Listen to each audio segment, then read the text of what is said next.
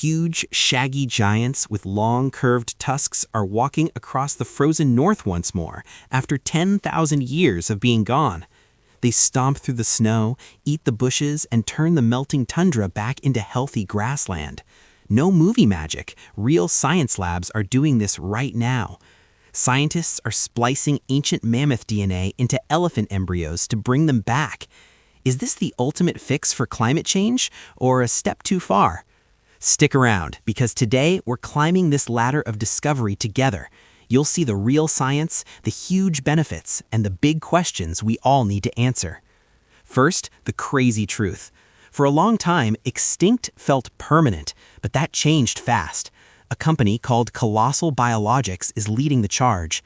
Their team includes tech genius Ben Lamb and legendary geneticist George Church. In 2025, they made woolly mice, tiny mice with thick mammoth fur and cold weather superpowers. It was proof the tech actually works. Now, in 2026, they're using better CRISPR tools to edit elephant embryos with mammoth genes. Their goal? The first baby mammoth-elephant hybrid could be born around 2028. From what if to when in just a few years.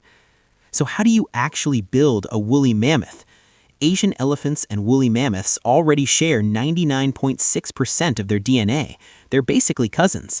The missing 0.4% is what made mammoths perfect for ice ages. Long, shaggy hair, thick fat layers, small ears to keep heat in, and special blood that works in freezing cold. Scientists take DNA from real mammoth bodies frozen in Siberia and Alaska. Then they use CRISPR, like tiny, super precise scissors, to snip the elephant genome and add those Arctic upgrades.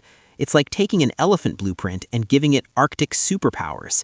They edit cells in the lab, create embryos, and put them into surrogate mother elephants. 22 months later, a new giant is born. All of this is based on real, tested science, no sci-fi guesses. But why bring them back? It's not just for fun. These animals could be nature's climate engineers. Look at Pleistocene Park in Siberia. Sergei Zimov and his family have been testing the idea for years with bison, horses, and musk oxen. The animals ate the shrubs and turned the land back into open grassland, the same mammoth steppe that existed thousands of years ago. In winter, they stomp the snow flat. Normal deep snow works like a warm blanket that traps heat and melts the permafrost underneath. When the animals crush it, cold air hits the ground directly. The soil stays up to 20 degrees colder. That keeps the permafrost frozen. And frozen permafrost holds 1,600 billion tons of carbon, more than all the carbon we've put in the air since the Industrial Revolution. If it melts, it releases massive greenhouse gases and makes climate change even worse. Mammoth-like animals would bring back the grass, hold the soil, reflect sunlight, and cool the entire Arctic ecosystem. They're not just animals, they're giant gardeners fighting the climate crisis. Now, the scary part. Are we playing God? Humans have changed nature for thousands of years, but creating life from extinct DNA feels different. What if these hybrids don't fit today's world? Could they spread old diseases? What about the surrogate elephants, already endangered, going through a tough 22-month pregnancy? And the money? Should we spend it on saving rhinos and tigers that are still alive instead? These are real worries.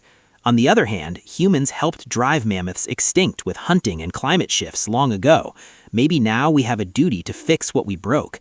Plus, the same gene editing tools are already helping save living elephants from disease. It's a true ethical dilemma, no easy answers. If it works, everything changes.